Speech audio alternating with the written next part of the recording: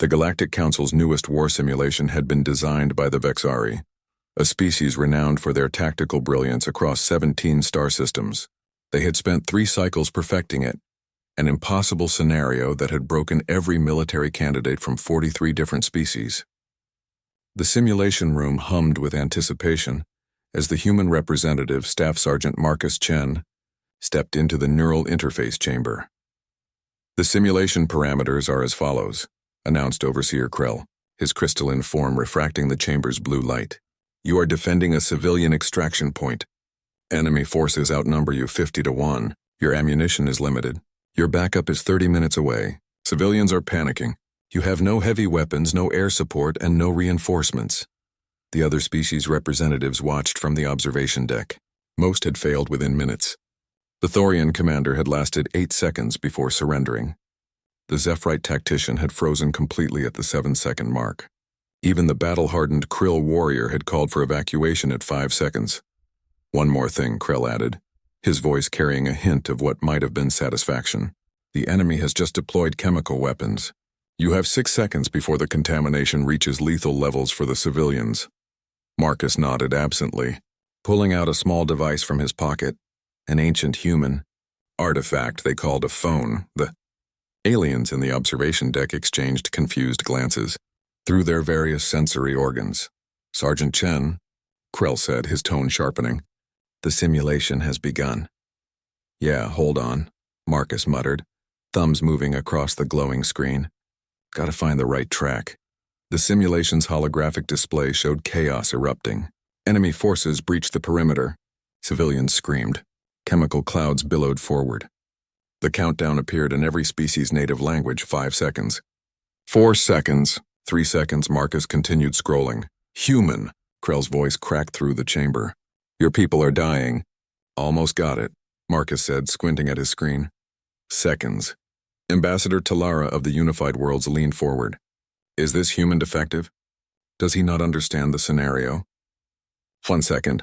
Marcus's face lit up. There it is. The simulation ended. Red lights flooded the chamber. Every civilian was listed as deceased. Every defensive position had fallen. It was by every measurable metric the fastest failure in the simulation's history. Krell's form brightened with triumph. 6 seconds. "The human lasted exactly 6 seconds before what?" Marcus interrupted, pulling the neural interface helmet off. "I wasn't playing yet. I was finding my music." The observation deck fell silent. "Your music?" Krell's voice carried disbelief across 3 octaves. "Can't do this stuff without the right soundtrack," Marcus explained, holding up his phone. "It's a human thing. You don't go into a firefight without proper motivation." "The simulation is over, Sergeant," Krell said slowly. "You failed to even attempt." "Run it again." The aliens exchanged glances. No species had ever requested a second attempt. The psychological trauma from the simulation's impossible parameters typically required several cycles of recovery therapy. "Sergeant Chen," Ambassador Talara spoke carefully, "perhaps you don't understand the severity. I understand just fine." "Ma'am," Marcus said, settling back into the chair. "I just needed to find the right song. I'm ready now." Krell's form flickered with what the humans had learned to recognize as annoyance. "Very well.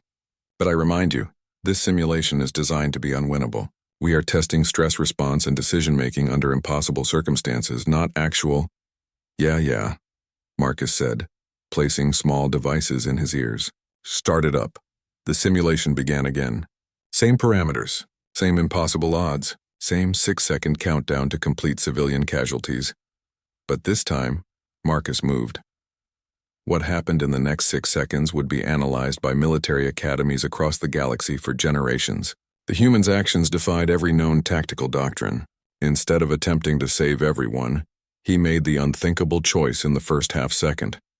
He ordered the civilians to scatter in a specific pattern that would confuse enemy targeting systems. In the next second, he fired 3 shots not at enemies, but at structural supports in the buildings, creating a cascading collapse that funneled the enemy forces into a single kill zone. At the 3-second mark, he used the limited ammunition not to fight, but to puncture the chemical weapon containers while they were still in enemy territory. The wind, he had calculated the wind from the simulation's environmental data displayed for half a second, carried the contamination back into the enemy ranks.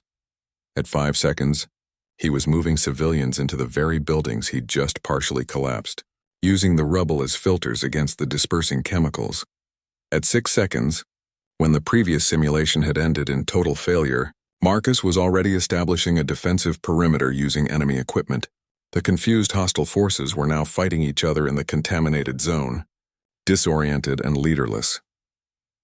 By the time the 30-minute countdown for reinforcements reached 0, Marcus had not only saved 73% of the civilians, but had also captured enemy equipment, established a secure perimeter, and was coordinating the evacuation like a drill sergeant on a training exercise.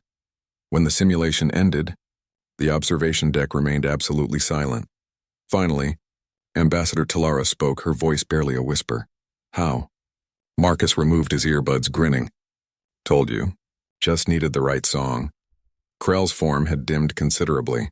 This is impossible. No species thinks like this. The parameters were designed to test for panic, for freeze response, for giving up, Marcus finished. "Yeah, I got that. Thing is, humans don't really do that. Not when people are counting on us." He held up his phone. "And definitely not when we've got a good beat going." Later, after the debriefing, Overseer Krell approached the human ambassador. "I must know," he said quietly. "What was so important about this?" "Music," the ambassador smiled. "You'd have to ask Sergeant Chen. But I can tell you this. Humans have been going into impossible situations with music for thousands of years. Drums before battle, songs in trenches, beats in our heads when everything goes wrong. It's not about the music itself. Then what is it about? It's about remembering we're human," the ambassador said. "And humans are very, very good at doing impossible things."